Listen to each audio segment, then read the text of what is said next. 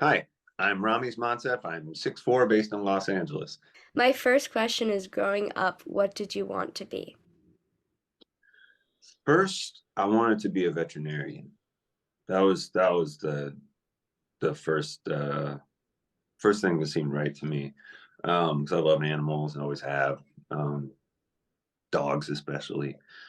But I think at a certain point I realized that like I just understood that there was a lot of hard things that came with doing that job, like putting Mhm. animals down. And I didn't really think I just wanted to be there to like spend time with them. I just wanted to hang out with animals, and I wanted that to be my job. But like the way a kid wants to be an astronaut or something. Uh, but I pretty yeah. At a certain point, I realized that that wasn't for me, and then the acting and stuff like that. It started actually more with music, I think, because I really just really latched on to like early soul music and stuff, and I sang a lot as a kid. Um, and it was like one of the few things that I felt like I did well. So like it just eventually became the avenue that I walked towards. But first, veterinary. Well, you mentioned that like the whole kid dreaming of like being an astronaut, and does it ever feel that way with you to like acting and writing and stuff like that? Like that's very crazy that like that's just a job that we get to do and like people can do every day. Does that feel like that? Yeah, it does, and and sometimes I wonder if I'm still pretending to be an astronaut. Um, yeah, yeah. There's time like the times when I'm actually like when I get to be on set, when I'm actually like if a play of mine is being done, like actually being done somewhere or something. Those are the moments where you look at it and wonder, and like I am always I feel so privileged to kind of like get to peek behind the curtain in that way. Um, I wish I got to do it more, but that part's out of my hands. But the times when I do get to do it, yeah, the magic is intoxicating, and it's sort of why you keep going on this career path because it's like 10% that, and then like 90% struggle. Mm-hmm. Um, but that 10% is so good most of the time that it makes the 90% of struggle feel worth it. Um, yeah, it's a little insane. It's a little insane. How did your love of music lead you to acting and playwriting? How did those two connect for you? Uh, well, the very first time I ever auditioned for anything when I was a kid, I went to the Marin Theater Company. They had like a youth theater program or whatever, and the first thing I had to do was sing a song, and I sang. I sang. It was Billy Joel's "Downeaster Alexa." I loved Billy Joel as a kid, and and it was the first time I did something, and people were like, "Oh, you're good." It was the first time I did something that I like felt like I exhibited any skill or talent. I liked sports as a kid, but I was terrible at it. Like I loved baseball, but I was awful. I liked soccer, but I was awful. I was not an athletic kid. I was clumsy and weird, and only thing that like seemed like it was meant to be with me was, I mean, really, it was singing, and then I was like, okay, oh, and then acting too, I guess, and I did a couple of shows with this, at a Marin Theater Company, and it just like I was in a room with other weirdos like me, and it just felt right. Um, and then the playwriting is like much later down the line, although I've Yeah. always been, creating stuff and like creating worlds in my head, and always been drawing pictures, and like kind of can't have like a motor in my head that doesn't stop of like, coming up with ideas or characters, and was always drawing different monsters and stuff like that as a kid. So like, I guess that was sort of the seeds of the playwriting, but that was not till like my 30s, and it kind of happened by accident. Um, and now it's something that I love to do. Yeah. But like, I never like, I didn't necessarily think that that's where I was headed. I really just wanted to like act, but you spend enough time in this game, and if you don't fit into certain boxes, you start to realize that you either have to start building your own box or just be okay with, taking crumbs every once in a while. So yeah, I just started building my own box eventually. Kind of a difficult question that's kind of interlinked with that. How Yeah. would you describe yourself as a actor and a playwright? And do you think that those like descriptions would be different or similar? It's a hard question because people have difficult times describing themselves, but Yeah. I don't know. I feel like I don't know. It's like how you figure out what a character is in a play. You don't necessarily listen to what they say about themselves. At least I don't. I get more information from like what other characters say about them, you yeah. know? So shit, you probably have to ask other people that have worked with me. And you probably get like a bunch of different answers. Some of them would be really positive and some would be negative. Um, as an actor, I don't know. I think, well, I'll say this. I like it because I get to disappear. Um, I've never been super comfortable just being myself. I'm more comfortable being other people. Um, the the example I always use is there's this Peter Sellers episode of the Muppet Show, and I don't know if you've ever seen like old episodes of the Muppet Show before, but there's always like a scene. Yeah, it's such a great show.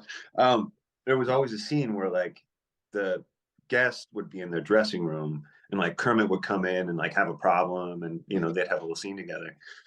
And I guess Peter Sellers didn't want to do that scene, and the producers were like, "Why?" And he said, "Well, like I don't do a lot of interviews, and I don't like to just appear as myself. I like to appear as a character." And they were like, "Okay, well, but, like we always do this. It's part of the show. Would you just this once? Would you mind?" And he like grumbled about it, didn't want to, and they set everything up to do the scene, and they weren't even sure if he was going to show up. Um, and he did, and he like showed up, but he showed up in like long johns, a Viking helmet, a fake beard, and like one boxing glove. And he plays the scene completely straight. He doesn't like, there's no acknowledgement of what he's wearing. Mhm. He's not like being silly at all. He's totally being himself, but he needed all that stuff to feel comfortable being himself on like, on camera. Um, and I think, I don't know, I identify with that a lot. Mhm. As a writer, I have no idea how to describe myself. I I don't know. I mean, these days I'm very much in the horror genre world, um, because I think I love horror and I love comedy. I think both of them are really good at eliciting catharsis, which is, I think, a really important element, or it's one of the Aristotelian elements. I think it's one of the most important ones. Mhm. It's the thing that brings a room full of people together when they all feel a strong emotion together, or if they're laughing together or crying together, or if they're scared together. Um, and I think horror and comedy are the best sort of genres to get that out of people. Um, and so those are kind of the worlds that I like to play in. And also like horror, it invites that element of magic and wonder, that I really love. Like I wish I really believed in ghosts. Like I wish I still had that like that fear in me when I'm in the dark that like something like that, something metaphysical like that could be possible. But Mhm. I know I'm rational enough now to know like, yeah, but there's no monsters out of there. Like the real monsters are just people, Mhm. you know. But I wish there were really some creatures walking around in the dark. Yeah. Well, I read where you said that you think that horror and comedy are important and they run parallel to each other. Mm-hmm. I think that a lot of people snub horror movies as being less than other genres. What would you say to that, and why do you like them so much? Well, they say the same about comedy. Mhm. Comedy kind of gets shit on too, or like treated as not as like high of an art as like drama or tragedy or Yeah. something like that. I don't understand why, because it's so much harder to pull off effectively.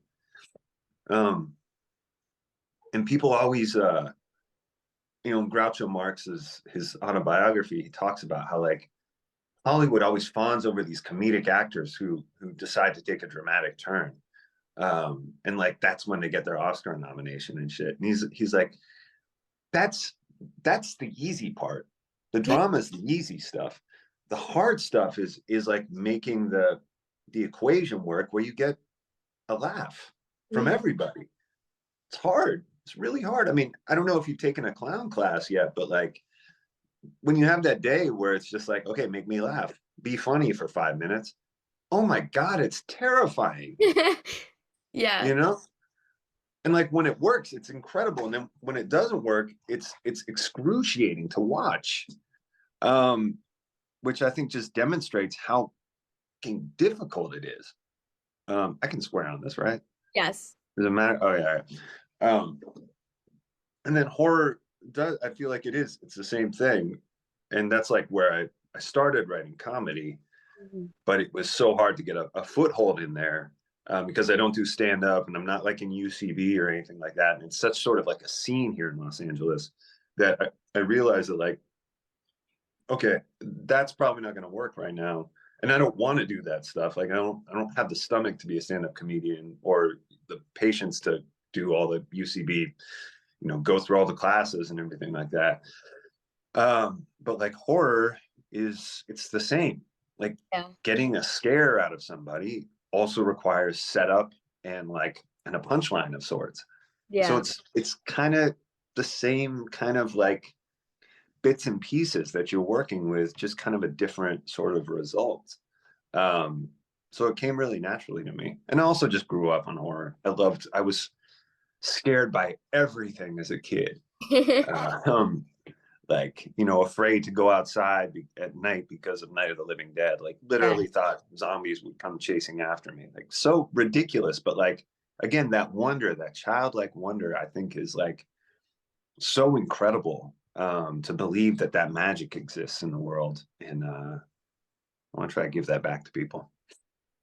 What else inspired you growing up? Whether it be other like horror stuff that inspired you in the horror genre specifically or just in general, like what other media inspired you growing up? um oh man, so much. I could just like rattle off some random things in no particular order because they all like hit me at different times with like varying degrees of intensity. But like Jaws, Night of the Living Dead, the Thriller video was huge for me. One because it absolutely terrified me the first time I saw it. And see, back in the day, that we had this thing called MTV where they played music videos, and they would play it like they played that video so much in a day. So it would play like probably 10 times in a day. So if you're watching MTV, you would see it over and over again. Hmm. Um, so the first time I was terrified, and then the second time I was fascinated with it. The storytelling of it, I mean, it was like a 20-minute movie, you know, and all the makeup effects and everything, the zombies, and like when Michael turns into the werewolf, there was just so much going on. And then there was also, and actually, this is even more influential than the video itself. There was a VHS tape that was like a making of Thriller. Yeah. That was like Rick Baker doing all the effects and everything. And that blew my mind because it was taking this thing that really scared me and like kind of dismantling it in front of my eyes. Hmm. And all of a sudden, like it wasn't scary anymore. It just became this thing that I was fascinated with. And actually, even before wanting to be an actor, what I wanted to do was like special effects makeup. I wanted to do monster makeup. Yeah. Because I wanted to be able to create those worlds. And also like watching that video, you see how much fun everybody's having. Like they seem like so giddy, like they can't believe they're getting to do this. And it was like, Michael Jackson, Rick Baker, John Landis is directing it, who was, admittedly a problematic dude, Mhm. um, but incredible horror director. Um, and everyone just seemed to be having so much fun, and it was, yeah, it was huge for me. And then like musically, I grew up playing classical music. I grew up playing cello. Hmm. Um, but admittedly, like classical music never really spoke to me. I didn't feel anything from it. I'm Yeah. grateful that I like got to play cello and that my parents like, you know, put me through lessons and I got that sort of like uh what's the word? Like the groundwork that like that basis of classical music theory and all that stuff. But really all I wanted to do was like I wanted to play guitar and I wanted to play drums, Yeah. saxophone, and I these like rock and roll songs and soul songs that I heard on the radio. That was what spoke to me. Little Richard, Otis Redding, Wilson Pickett, James Brown. Um, that stuff was what like really got me going. And then also like I, I grew up in the early days of hip hop, Yeah. and that shit just like that was incredible to me. My brother and I saw a couple guys break dancing, and like then we came home and started learning how to break dance, and then we started like being obsessed with like Run DMC and all that stuff. The Walk This Way video comes out, Yeah. Aerosmith and Run DMC, and like that was huge for the time. um and then hip hop got a bad name, so we had to like sneak around and get tapes and hide them from our parents and stuff like that. But both of us were like pretty obsessed with it from an early age, and I just like kept going with it, and then eventually like started emceeing myself and beatboxing and stuff like that. And so it all kind of blended together, and I don't quite know how. Just art was the world that I felt comfortable in. Trust me, there's plenty of times where I wish I was like comfortable in like mathematics or something like that. But I just wasn't. Art was what made sense to me. I gravitated towards all of it. But so many different influences, Hmm. so many. Frank Zappa, uh, the movie The Commitments was huge, which is funny because you watch it now and it does not hold up. It's not a good movie anymore. But that was some of the first times I had heard some of that music, and then I went back and listened to the original versions. You Hmm. know, um, but yeah, so many different influences from all over the place. Well, going back in time, is there any like film or play or musically anything there that you wish that you could have worked on? Oh, what do you mean? Like that you saw growing up that you're like, if I could go back in time and work on that, I would love to do that. Oh, God. Well, I mean, like, working with someone like Rick Baker, or like doing some big zombie thing, like the Thriller video, stuff like that, uh, was always something I wanted to be a part of. My probably my biggest hero and influence of all time actually is Robin Williams. Mm, And like he's somebody that, man, I so wish he was still around for so many reasons. Um, but as a kid, was always so fascinated with everything he did, and I tried to find. It was a different time back then. There was no internet, so like you couldn't just soak everything up yeah, from somebody like all at once. You had to like really kind of search for it, or like turn on the TV at the right time on the right channel, to yeah, catch stuff. Um, but he was somebody who I hoped and dreamed to one day get to stand next to and work with at some point. yeah. Yeah, I'll always be sad that that's not possible anymore. Hmm. Well, similarly, do you have any favorite projects you've ever worked on? I do have like stuff of yours to get into later, but are there any that Yeah. stick out to you that you're really happy that you did get to work on? Yeah, I've been really lucky. I've gotten to work with some really incredible people.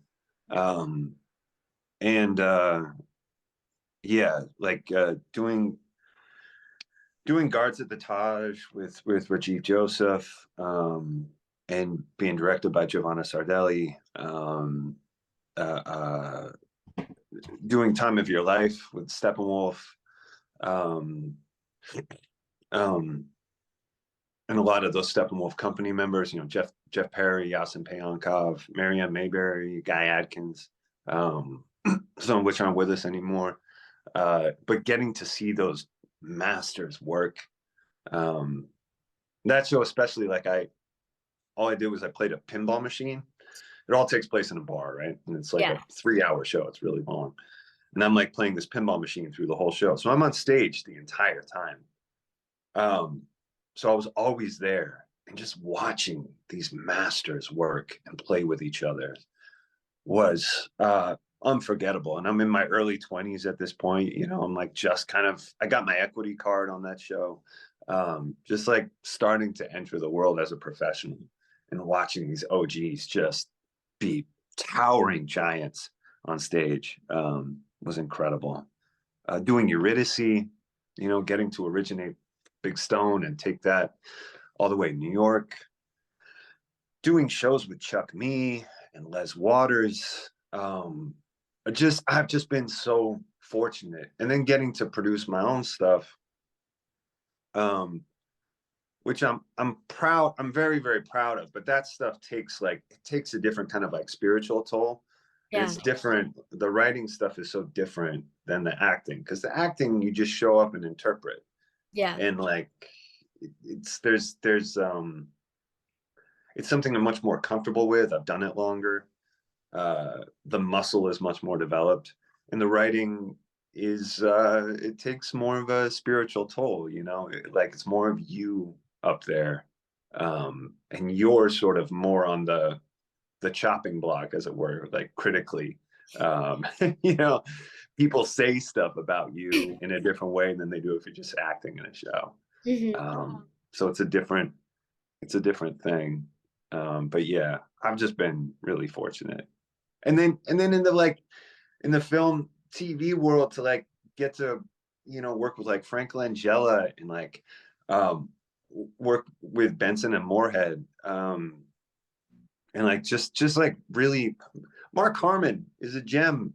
To work with these really awesome people, Bill Paxton, uh I just felt lucky to be kind of like a fly on the wall in the room with these folks. Hmm. Yeah. Well, kind of similar. What would you say is the biggest challenge of your job and the biggest reward? Like on either the playwriting side or the acting side, just because you get to work with all these amazing people in Yeah. general, but what would you say is the challenging aspect of that for you? Honestly, the challenge is not like the doing of it. It's all the time in between. Hmm. It's all the like waiting. It's the challenge is to keep going. That's the hardest part, honestly.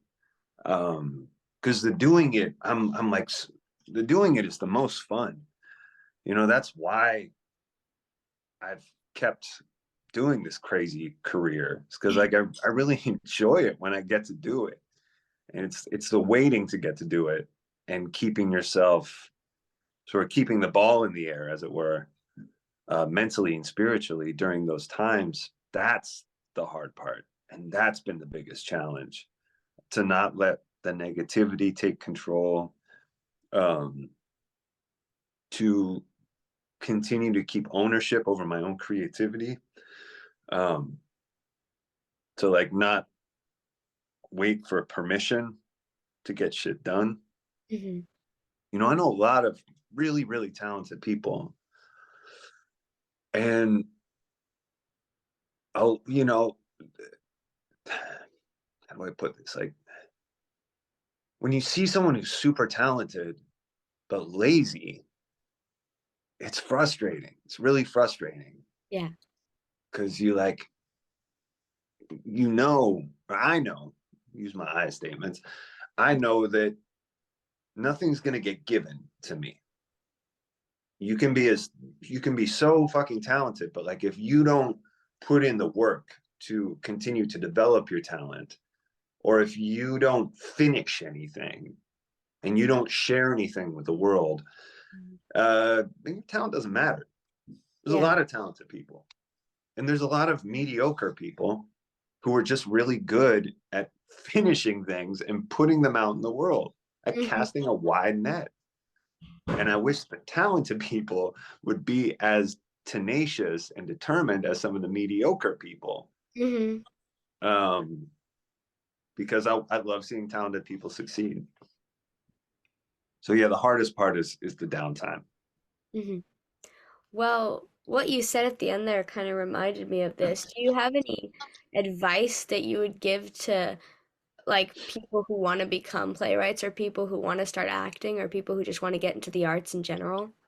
Oof. I think the first thing I would say is there anything else? Really, like, is there Yeah. anything else that you want to do? Anything else that you're like, that could also, I'm also really passionate about this. If there is, do that. If there's absolutely nothing else, then attack it with fearless abandon and just keep going and understand that it's a marathon. It takes a really long time and it takes determination and a level of insanity. Like Yeah. you need to be a little bit crazy because the amount of rejection you will experience, um, it's crushing. And there's going to be times where you're like, I don't know if I can go on. I don't know if I can do this anymore. Like this actually feels unhealthy. Yeah. And you're right. It is. It's really it can be really detrimental. That's why so many people like spin out or burn out on drugs, booze, whatever. They lose themselves because it is so it's really all consuming. And once you get into like these big markets, the New York, LA stuff, where like you are really diving into the machine, the monster of Hollywood that really exists to eat, it feeds on people. Yeah. And that's what it's always done. And you're volunteering yourself as tribute to be food for this beast, Yeah. you know? And you need to know that that's what you're doing and have a very, very strong sense of self. Um, and like be able to withstand the rejection and also the acceptance, because sometimes the acceptance is also a curse. Because if you get, a certain kind of fame as a certain kind of person, there can be a desire to, or a need to like keep being that thing. And that itself can be exhausting. I mean, look at, okay, Andre 3000 just dropped this album, right? Yeah. Have you heard about this? You know about Yeah. this? Okay.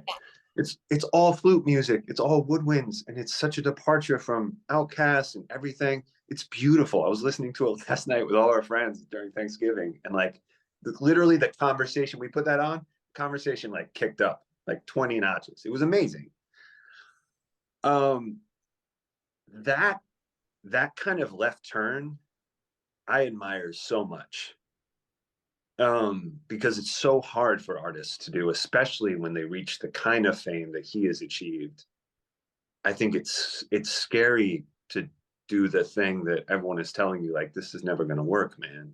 I mean, he also, when he made The Love Below, there's a story about him like playing that record for a bunch of his friends and then being like he played Hey Ya, for them, and they're like, oh, Dre, if you drop this, you can't release this album because no one will ever take you seriously ever again. Mhm. Like, this isn't you, man. And he's like, nah, this is me. And he released it. And like that shit is, you still hear that song all the time. Yeah. Um, so there's a kind of like that's what I mean. Like you have to trust yourself and believe that like what you're doing is true. And you can't worry about, are they gonna like it? Aren't they gonna like it? Which is a hard thing to say because of course we all worry about that. I worry about that with everything I do, but I need to feel like whatever I put out into the world feels authentic and feels true to me. Hmm. I think if it didn't, that's when I would be in trouble. If I ever put something out that I felt like I was just doing for the clicks Hmm. or for the money, whatever. Um, yeah, spine.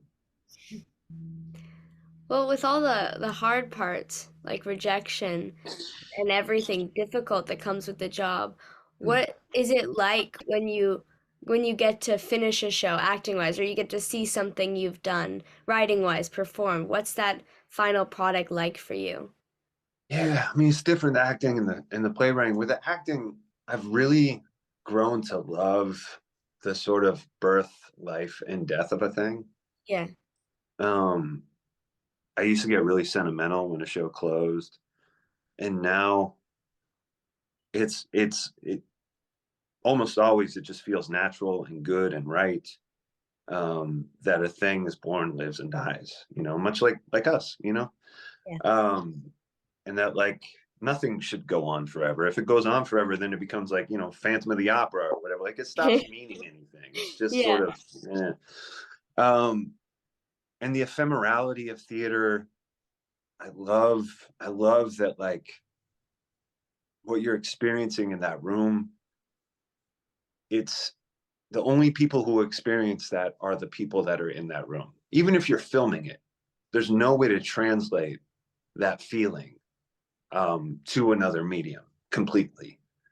Uh, those people are feeling it in that room in a way that nobody else will ever feel it. And I think that's so, I don't know, it's special. It's moving to me. It's why I do it. Um, and then with the playwriting, uh, oh man, I don't know how I feel about it.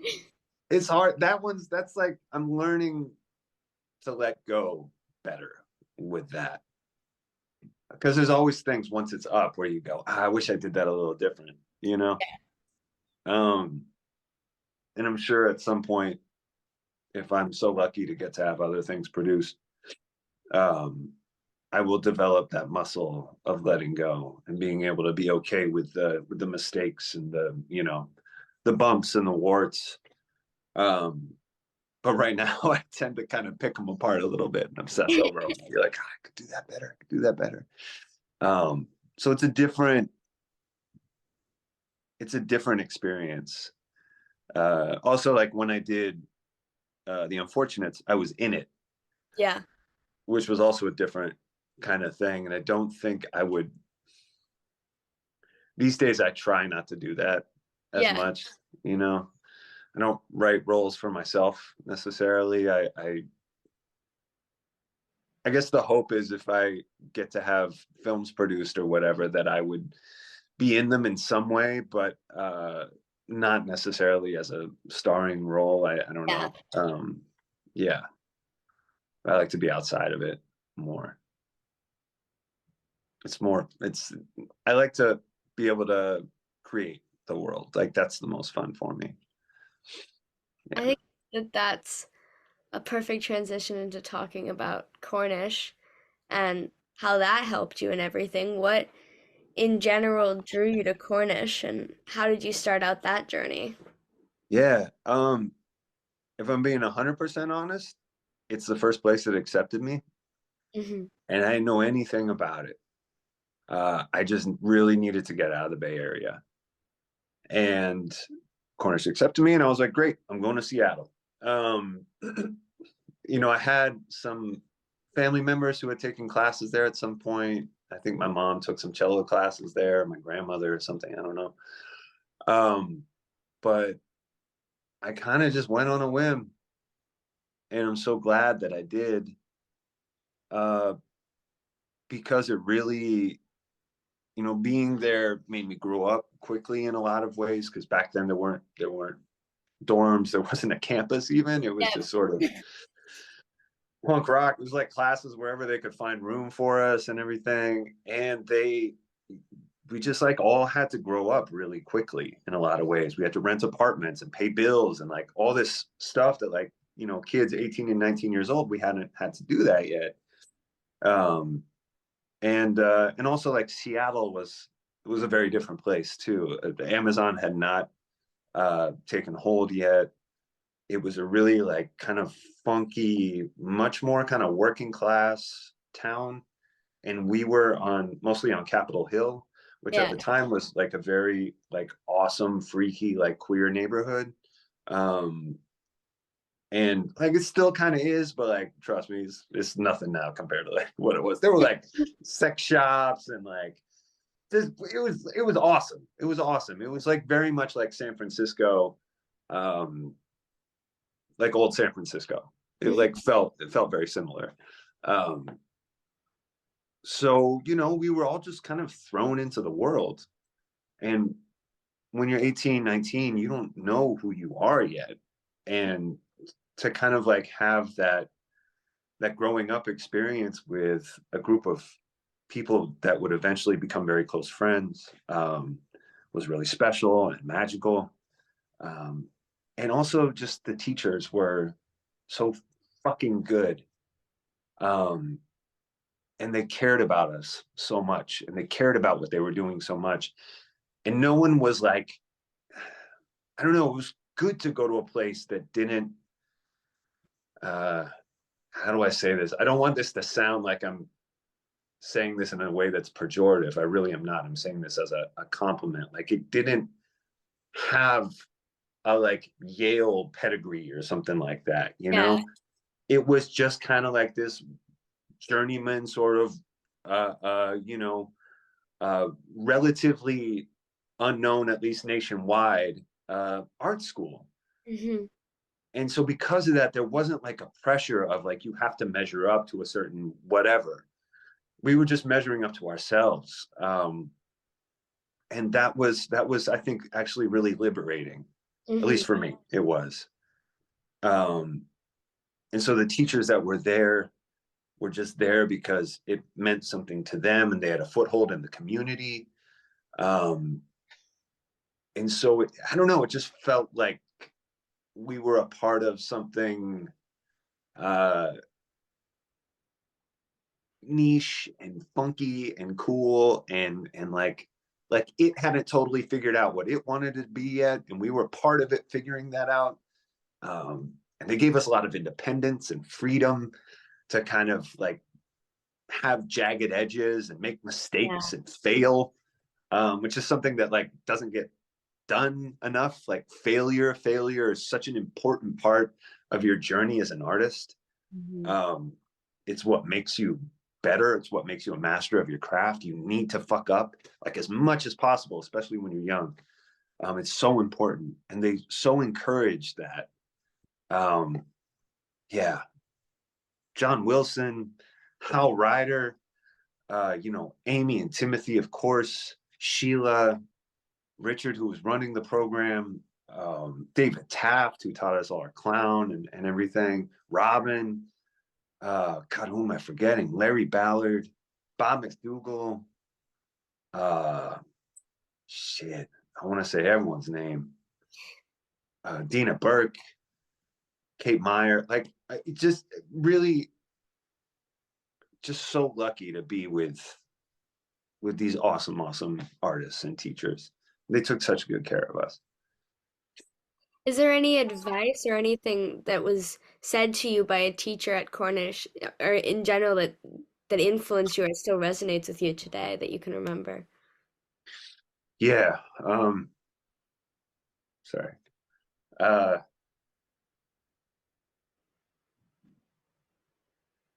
I did.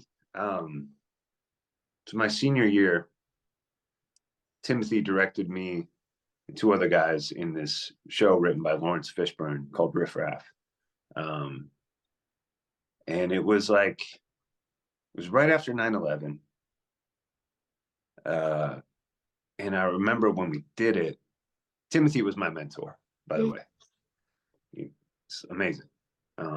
And I think he saw in me the like that I was struggling with with like who I was and being different and like being Middle Eastern in that time. All of a sudden, like feeling that in a different way. And he got me a copy. He got us each different books. I remember that. And he got me a copy of James Baldwin's The Fire Next Time. I still have it. I read it, every couple of years I go through it. Um, but like having somebody see me in that way was huge. Um, it's so important. Because I was really kind of lost back then for a lot of reasons. Um, Not just see me, but also like say like I believe in you. um, to the to the level. And I know he said this to other people, but like he was like, look, just when you get there, give me a job.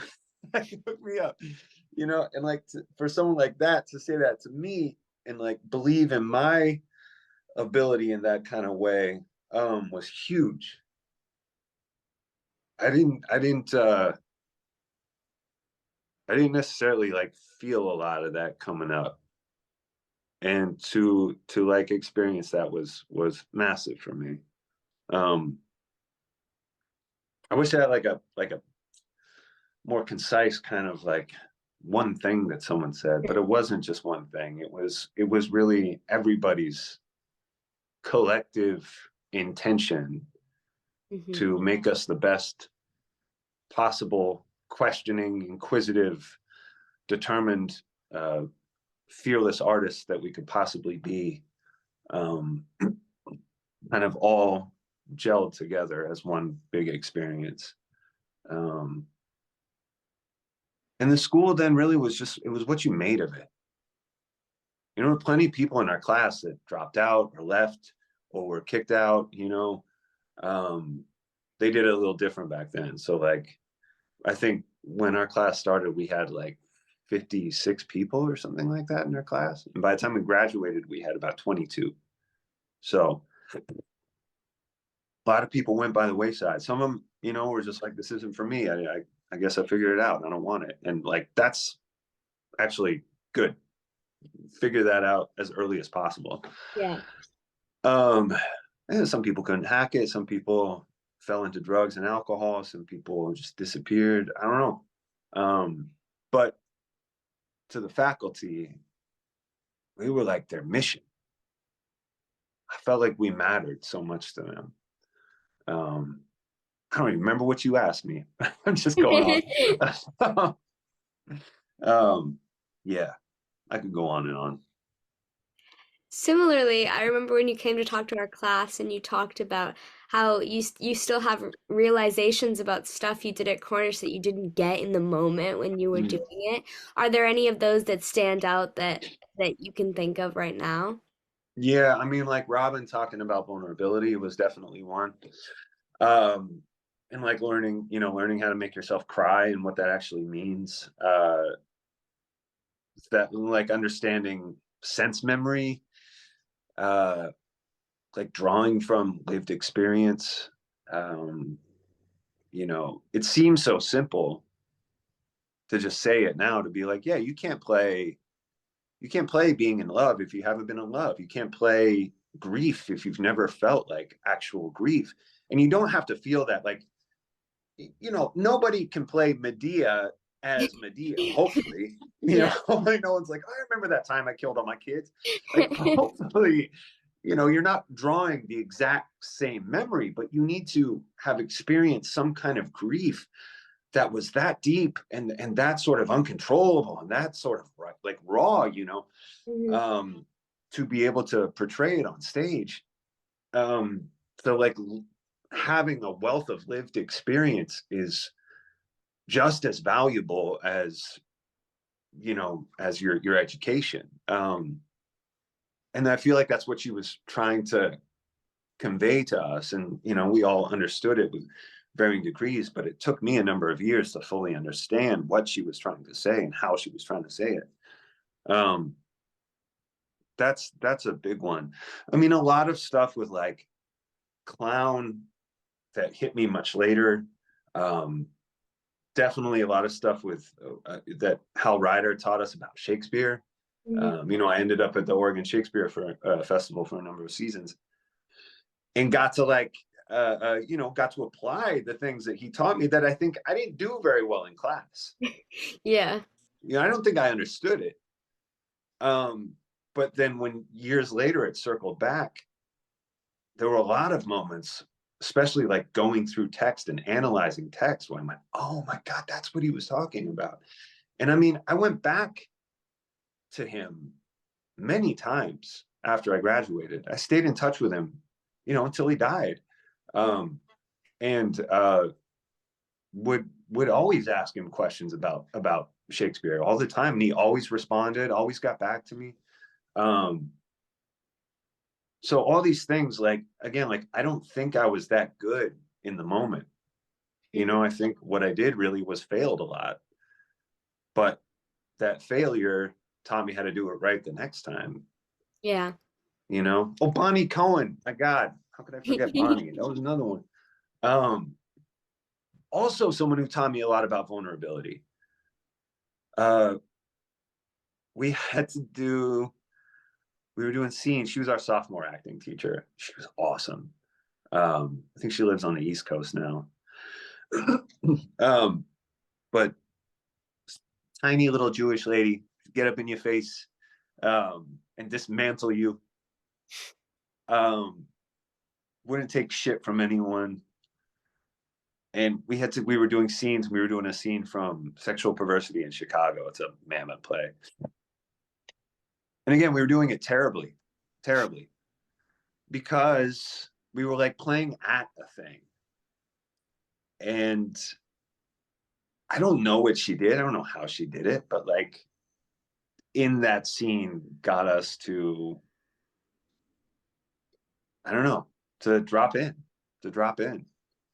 Um, and it's a feeling I'll never forget.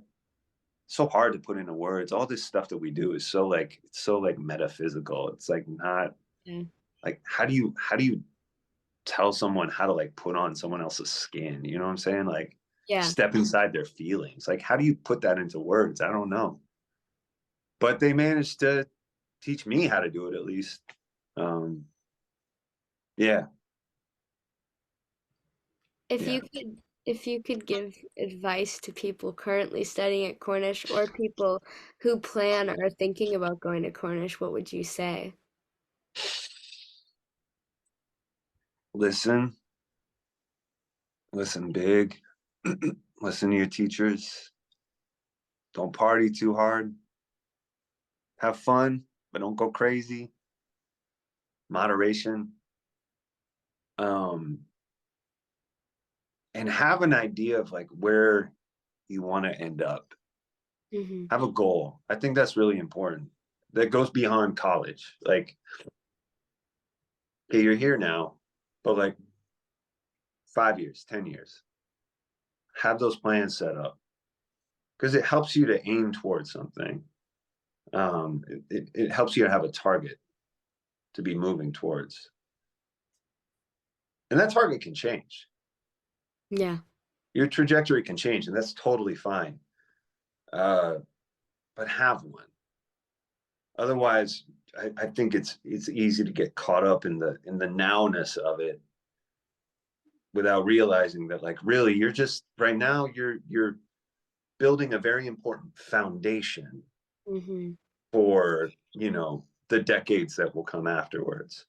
Hmm. um so make that foundation nice and strong, but also know that you need to build shit on top of that, you know um and it's a long arduous game. Now it's like fucking crazy, like the shit y'all are dealing with now. Oof, it's a lot. It's a lot. It's not as simple as like, oh, I'll go do some regional theater maybe, and then like go to New York for a while or whatever. Like, there's so many other layers to what you're handling now. Social media, you know, uh, the fact that like so many theaters are closing, so Hmm. there's less jobs, there's less work. Um, a lot of theaters are taking really safe bets on things, so less chances to do something big and risky, and like it's it's just tougher. All these strikes that have been happening, everyone's being very conservative with their money now. uh there's huge challenges ahead of you. Hmm. I don't envy y'all coming out right now, really. I mean, you really are going to have to think very outside the box Hmm. to maintain your own sort of like sustainability as an artist in this world. It can't just be nobody can just be an actor. Yeah. It's not possible. It's why like what you're doing is fantastic.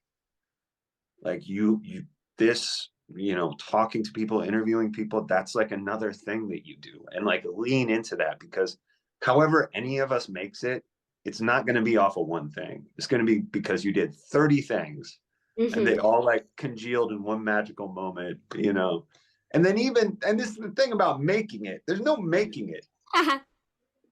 No one ever, you don't make it. Everybody is looking for that next thing still, you Yeah. know?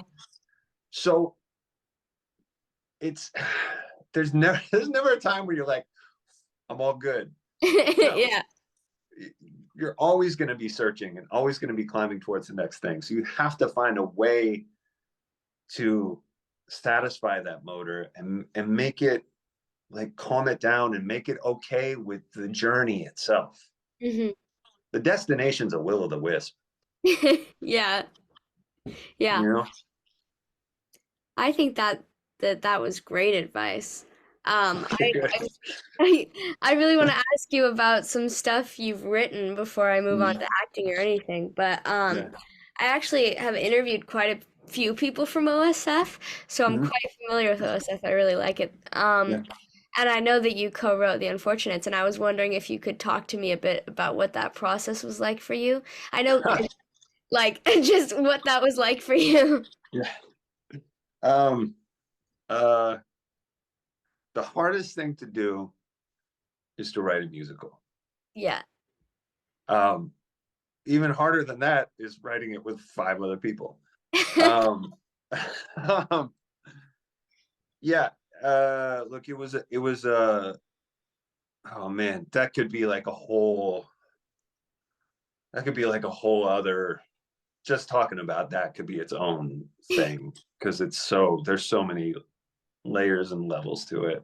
Um, but I'll focus on the positive, and that's that, like, that we were able to make something that so many people identified with, and also like felt such a sense of sort of ownership of, was so special.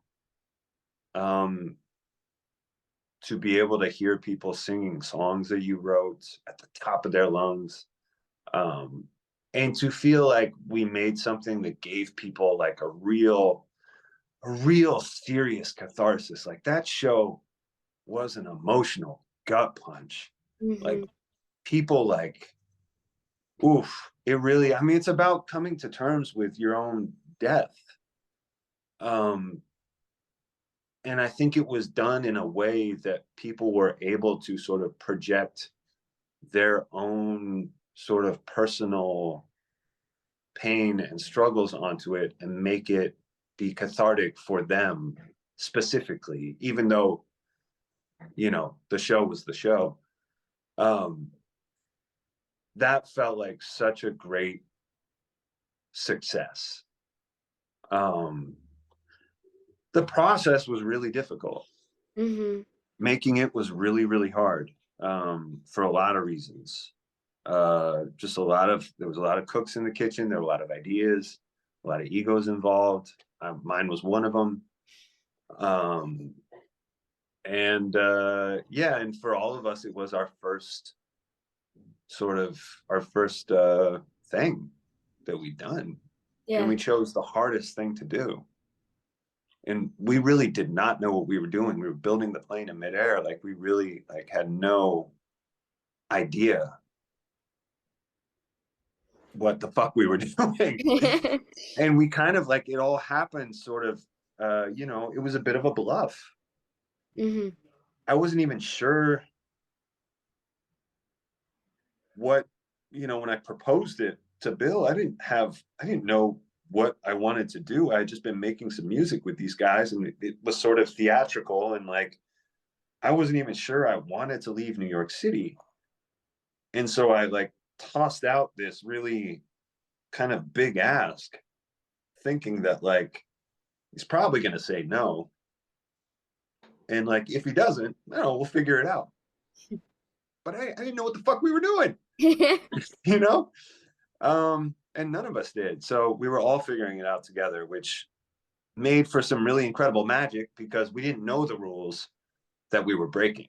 Yeah. But it also made for some really fraught emotional times because there was no internal infrastructure to handle the process of writing a musical in a multi-million dollar company. Yeah. You know, just we didn't. There was a lot of hard times during it, but we created something that was really special for people, and that made it worth it. In being in the production and helping create it, do you have any funny memories or good funny stories that stick out to you from your time with working on it that you can recall? I mean, so many awesome memories of like just feeling the power of music and like singing some of those songs and like there's one song in particular that like I was supposed to sing backup on backstage and I could never get through it without crying. I just couldn't. I could not do it. So like feeling those, like being a part of making something like that and like seeing people join in and like again take ownership of it and like really love that music. Seeing people like standing up in their seats and dancing with us and stuff like that shit's fucking crazy to be like to be seeing that and being like that's because of something I made. That's Hmm. wild. um I mean, as much as I talk about like how fraught it was making it, like we also like laughed our fucking asses off building that thing. I mean, we were a bunch of goofballs, all of us. And we're immature and like make all kinds of dumb jokes. And we're also like well, not all of us, but most of us are MCs. So Hmm. like we're always thinking about words and like how words are used and like how they're funny to us. Um, so there's always like we're actually like kind of insufferable if you get us in a room together because we can't stop. Like we just like we have our own kind of language with each other and it's like constant we are constantly cracking jokes with each other. And it's probably a real pain in the ass to be around if you're not us. But for us it's hysterical. Um but that's just kind of our like that was our New York came along with us, you know, where we felt like we were kind of our own sort of organism. Hmm. Um, yeah, there was a lot of good. There was a lot of good and a lot of laughs and a lot of joy that that show brought with it Hmm. to go along with all the pain and agony. Um, but there was a ton of joy. What was it Yeah. like acting in it? It was cool at the time. Again, like nowadays, it's not something I try to do that Yeah. often because I like to be outside of it. But at the time, it felt like that's what needed to happen. Um, I mean, it was wild. Like I don't know how much you know about the show, but like it's bizarre. Yeah. It's like if Tim Burton wrote a musical with Ray Charles and De La Soul. I mean, it's like it's out there. There's a guy with giant fists Yeah. who's in love with a woman with no arms. And Hmm. then like there's a doctor with these huge long arms that like are like these spindly things. Crazy fucking weird world that we created. Yeah. Um and that was the most fun for me to like one of the characters I played up play all the villains in the show and one of them was Stagger Lee, character from a lot of old blues songs and stuff like that. He's a gambler, you know. And when we did it in Oregon, I would come up out of the floor and Yeah. I had on this like, you know, these crazy shiny pants and this really cool like gun holster and I had this. Ooh, hold on one second, I'll show you. um,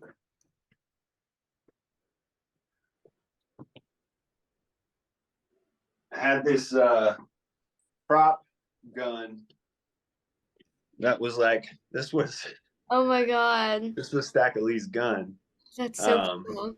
his golden gun. Um, so like all this stuff, we had all these awesome props, and we like just created this world. It was like my version of the Thriller video, you know. Hmm. Um, and that was like that was so. cool to be a part of and to be able to like live inside of it.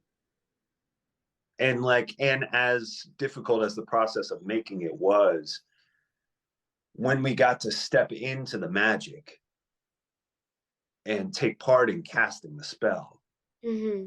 that made all of that difficulty worth it, because it felt like, I don't think any of us, we were like, I can't believe they're letting us do this. I can't believe we're getting away with this. Like you could never have. I can't imagine proposing that show to anybody. Like walk in a room and pitch that, I'd be laughed out of the room. Like everyone would be like, "There's no fucking way that would work." It did. Like it worked really well. um, and like all things, like it had a life. It lived and it died. And I'm grateful for the life it had, and I'm also grateful that it's dead now. Yeah. Sort of moving on to a different show, um, Mm-hmm. kind of moving away from co-writing. I want to talk to you about the ants. Yeah, Um, just in general, very cool looking show. yeah. I read where you talked about the fact that you really want to make people uncomfortable with it. Can Mm-hmm. you tell me a bit more about this and your process of like creating this concept in this show? Yeah, yeah.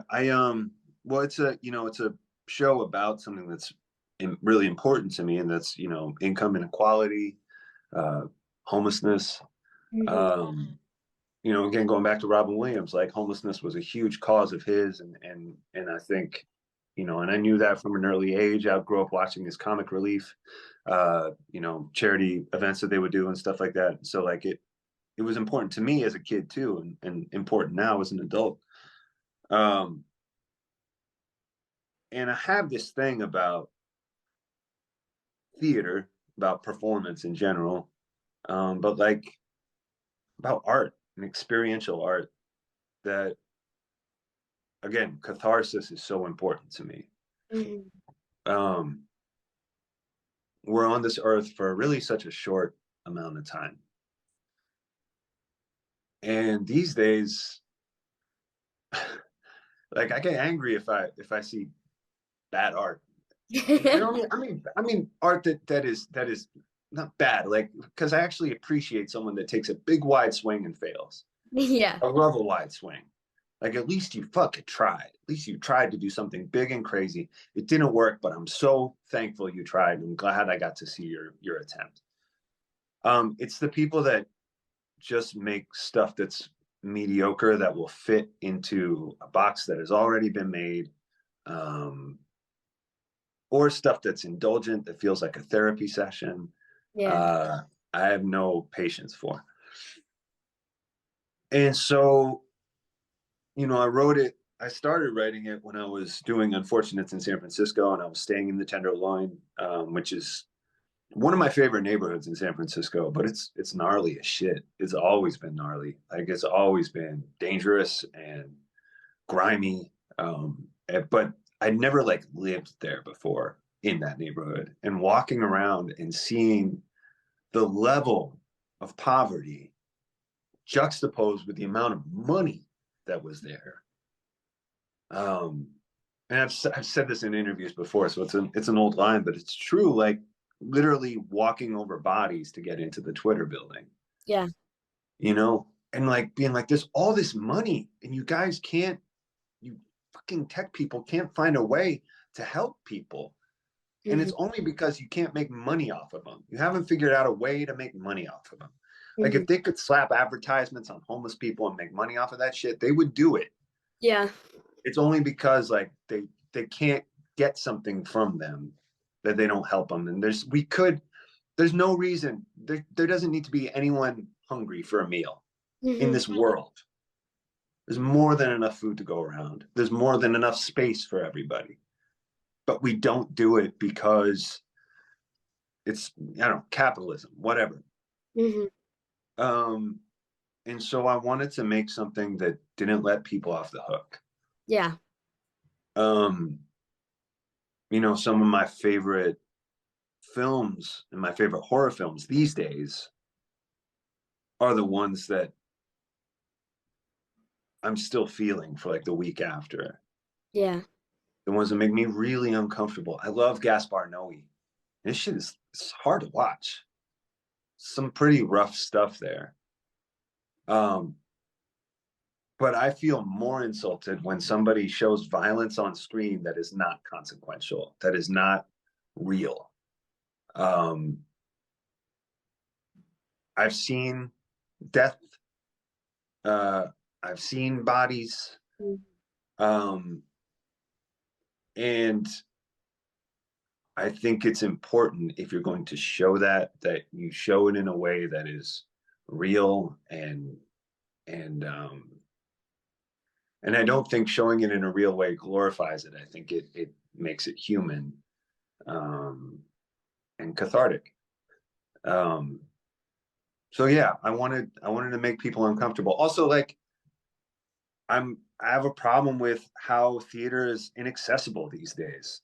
That Hmm. like people can't afford to go, Yeah. and everyone's always wringing their hands and saying like, "Why is theater dying?" Well, because you've made it impossible Inaccessible, yeah.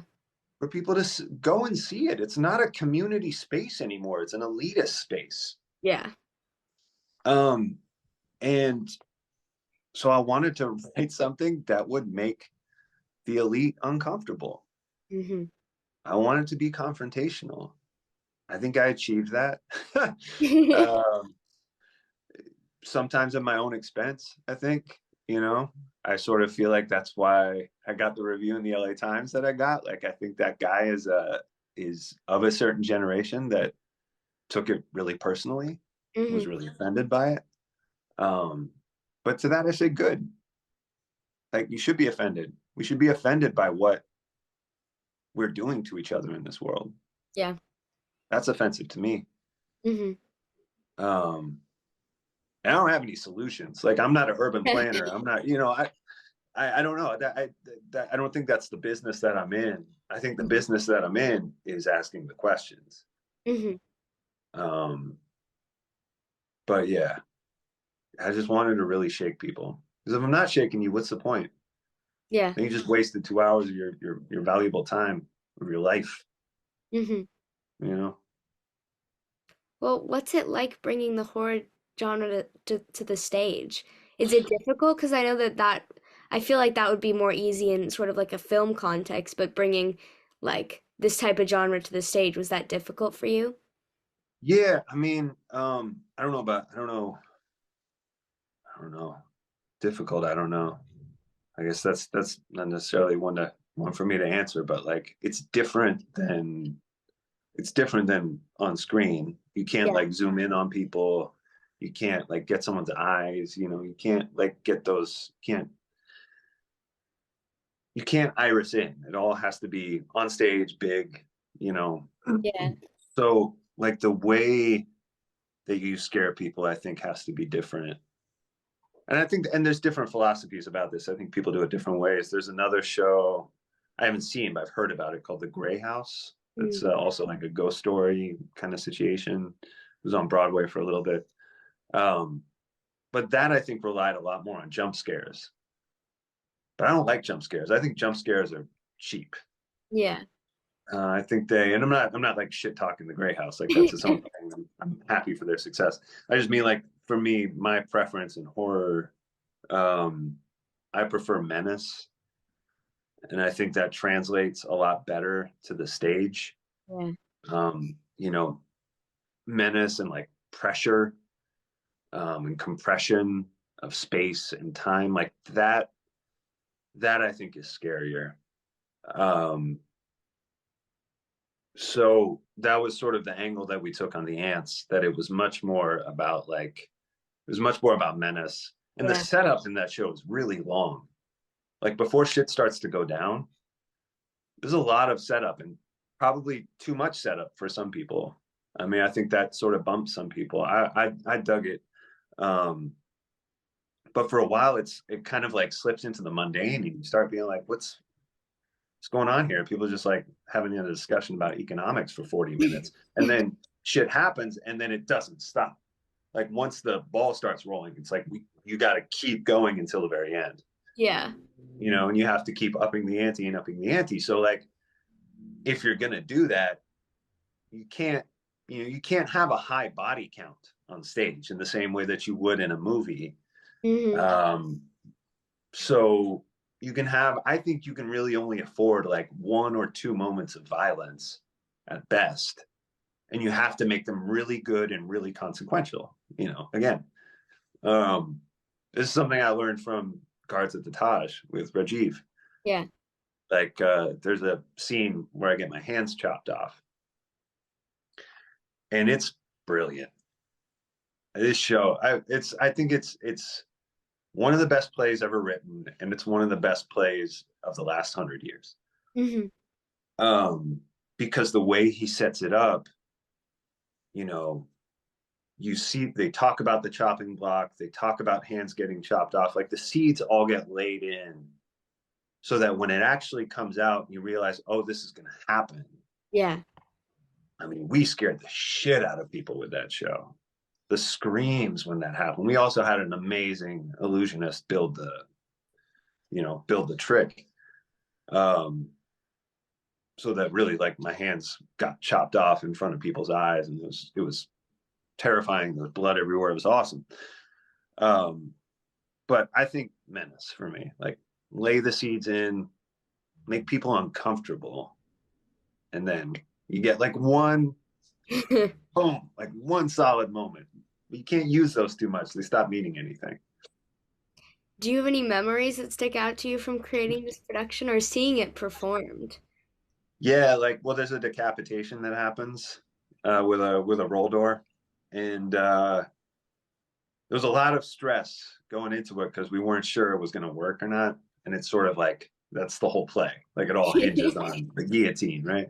Hmm. Um, and that first night when it like dropped at the right speed and like with the right sounds, we had all these also like it was built. The door was built with these triggers on it because the door itself was light. We had an actor under there. We couldn't like be dropping like a really heavy thing on his neck. So it looks really scary, but the thing itself is like actually really light. And but we needed it to sound scary and everything. So it was all these audio triggers that each time when each panel hits the trigger, it like creates this echo and like makes this really cool sound. There was all these like things that we did to like make it more and more intense. Um, and like seeing all that shit finally work together and seeing people like jump and scream, that's it. That's everything right there. That was like, I'm just giddy with excitement when I saw that. Hmm. Well, kind of shifting more to acting, you mentioned Guards of the Taj, but I was wondering if there's any other specific production, because you've been in quite a few, because I was reading, I was like, that's quite a few. I get it, because Yeah. like theater acting, it's just like a long list of productions. Are there any other that stick out to you that have really helped you or helped you grow as an actor or helped you even grow as a playwright? Yeah. I mean, again, like I've just been lucky to work with some really dope people. I mean, doing stuff with Rajiv, Sarah Rule, Eurydice also was another one. And like both of them I met sort of right as their stars were kind of on the rise, and Rajiv even before that. And so like I got to watch them work before, and I'm not saying that this has happened. I'm just saying like before like fame took over. Yeah. Um so like, when we were doing Eurydice, Sarah had just opened Clean House at Yale, Yeah. but like just, and that was her first big production. And it got this huge like rave right up in the Times. Um, but that was like while we were in tech for Eurydice. Uh, and so like there was no kind of like what's the word? There was no kind of celebrity around anybody. We're all just people building this thing together. And I'm not saying that's there now for her. She's yeah, I haven't seen her in years, but like she's awesome. Um, but like someone having a certain kind of notoriety just changes the way that people talk to them, deal with them. sometimes it changes the way that they make their art. Yeah. Um, but to get to work with writers like that at an early stage in their career and watch them edit, watch them struggle, watch them succeed, uh, all of that informs me. And not just like getting to do those productions is one thing, but also like the amount of what's not on my resume is all the readings I've done with people, Yeah. which actually I think is even more valuable because that's when a play is really developing and writers are changing things and making big cuts and making big decisions. Um, Actually, when I did Archduke with Rajiv, um, that was when I got to do all the workshops for, and then got to do it at the taper. And so like that shit changed a bunch. He made a lot of changes on that thing. Hmm. So really watching his process on that was very informative because he'd like write whole new scenes and then just throw them away the next day, or like a whole act and like throw it the fuck away and Yeah. be like, that's not right. I'm gonna come in with this other thing. Um, so that kind of watching that kind of rigorous work on his part was like, damn, you got to be like that. You got to be able to like work like that. And there's no time to be precious Yeah. when you're doing it like that. You just there's no excuses. Shut up, do the work, and that's what he did. Hmm. Like seeing somebody else do that and realizing that's the level at which you have to work was eye opening. Yeah, yeah, Well, in terms of some of the film acting you've done, I know you've been in episodes of Modern Family, Shameless, Young Sheldon, Law and Order, among yeah. others. Um, what's it like doing film acting versus theater acting, and what's it like being in an episode of a show with a cast that already really knows each other and already works with each other all the time? What's that like for you? Yeah, I think I'm good at being the outsider. It's actually like where I'm probably more comfortable. Uh, because I kind of like being the person that everyone's like, what's his deal? You know? Um, because it's a place of sort of neutrality. You can kind of be Mhm. anything. No one has any kind of preconceived notions about you. Uh, so I like that. And I haven't gotten to experience, being actually that's not totally true. Uh, so Benson and Moorhead, fucking love those guys. Um, they gave me my first movie role, one of my only movie roles. um, but they they took a chance on me. I hadn't done a lot at that time. Um, and they were just so awesome with helping me build the character. And so I got to shoot another thing with them a little while ago. And that was the first time I got to, it was different, but like a lot of the same crew was there because they use a lot of their same people. And so I got to go back to set and like see people that I worked with on Synchronic and be like, yo, what's up? Like the camera guy and like they use the same costume designers and like art director and like seeing all of them again. That was the first time I'd experienced that. Because really, when you do a guest star, you're only there for, sometimes just a day. Yeah. Uh, but maybe like a week, if you're lucky. But really, just like you're kind of dip in and out. You really just need to know your shit, do it quickly, and move on because they're not worried about you. They're worried about the regulars. Yeah. Um, so it's a different kind of muscle, and you just have to like have a confidence in yourself and not be worried about it. I do okay with that. I'm fine with that. Auditions are different, but once I got the job, I'm good. Yeah. Um, but yeah, I mean it's a different muscle too, film and theater. Theater you have to hit the back row, and film you just got to hit your scene partner. Sometimes you don't even have to do that. You just have to make sure what you're doing is reading on camera. Um, so film obviously is less. It's all less, and like really just with your eyes, and much more can be internal. Um, whereas theater, we need to let us in a little more, or Mhm. in a different way. I wouldn't say more, just in a different way. Um, because you need to let us in with film too. Mm. Um, it's just a different kind of permission.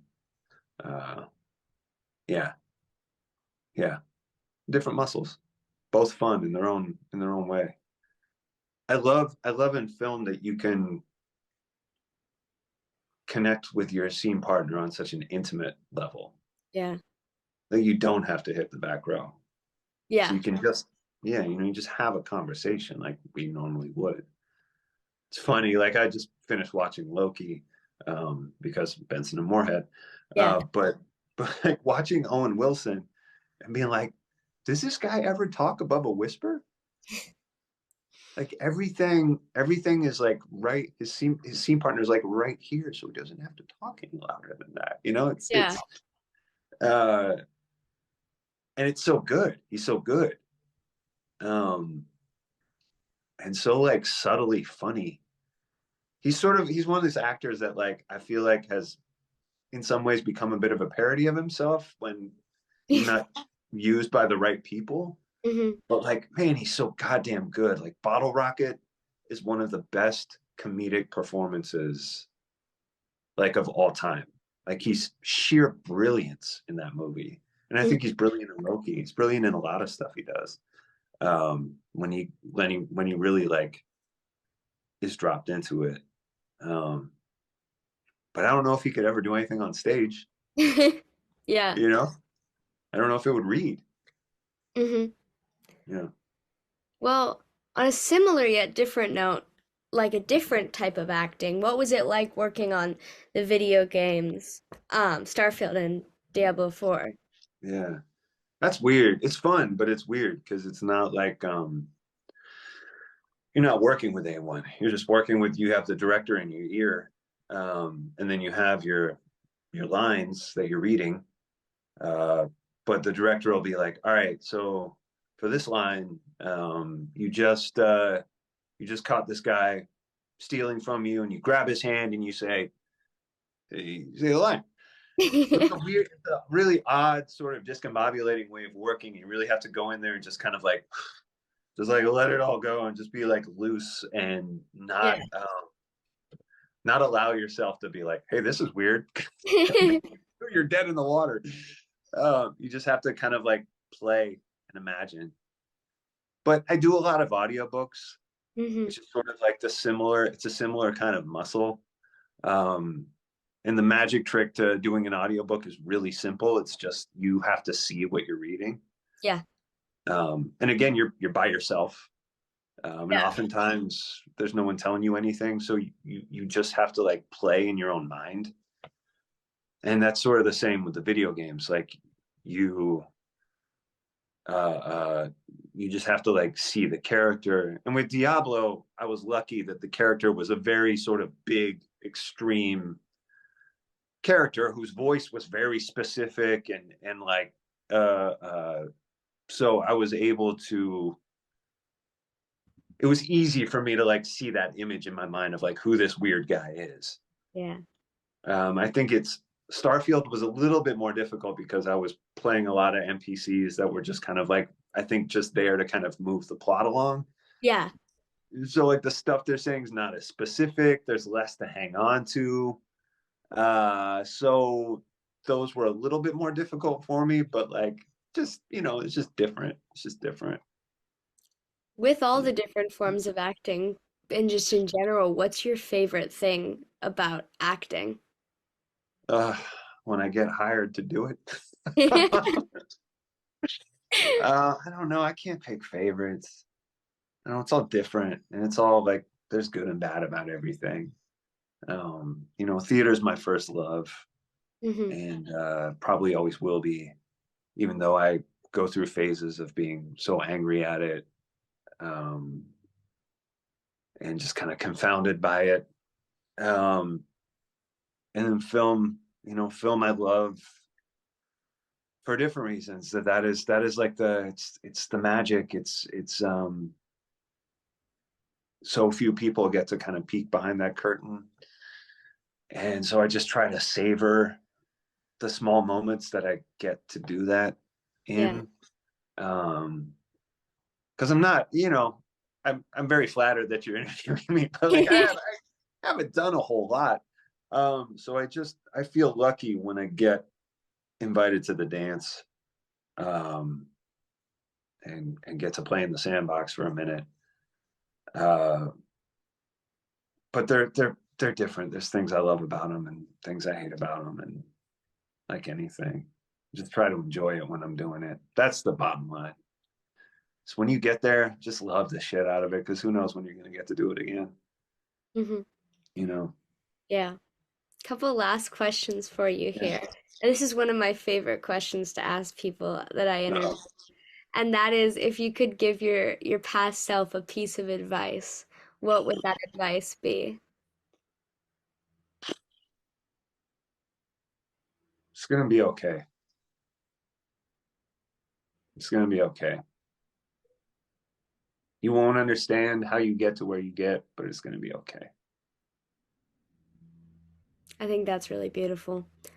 Um, can you tell us about any projects that you're currently working on? Do you have anything coming up? I don't know what I can actually talk about, but I do have some things, but I don't know if I can actually talk about them. Okay, cool. So I think that's all I can say. That's totally I'm working fine. on some projects. I have some things in development. Oh, Yeah. I can't say I have a commission with the Lordell in New York, so I'm working on a play for that. Um, and that's going to be like a I don't know, I'm only like halfway through it, so I don't know exactly how it's going to turn out, but it's another sort of horror thing. Takes place in 1993, which is when Waco happened, and uh, which was sort of like a starting point. That and Ruby Ridge were like starting points for the rise of the alt right. Hmm. Um, and it's also the year that the internet became widely available. Um, so there was a lot of stuff happening in that year, um, that has sort of been a flashpoint for where we are today. Um, so all that plus vampires. Yay. Yeah. That's Yeah. super cool. Yeah. Well, But thank you that's I so think that's the much. only thing I can actually talk about. Well, thank you. I will look out for that. Thank you Yeah. so much for answering all my questions. I really My appreciate it. pleasure. My pleasure. Best of luck with everything. And yeah, thanks for having me.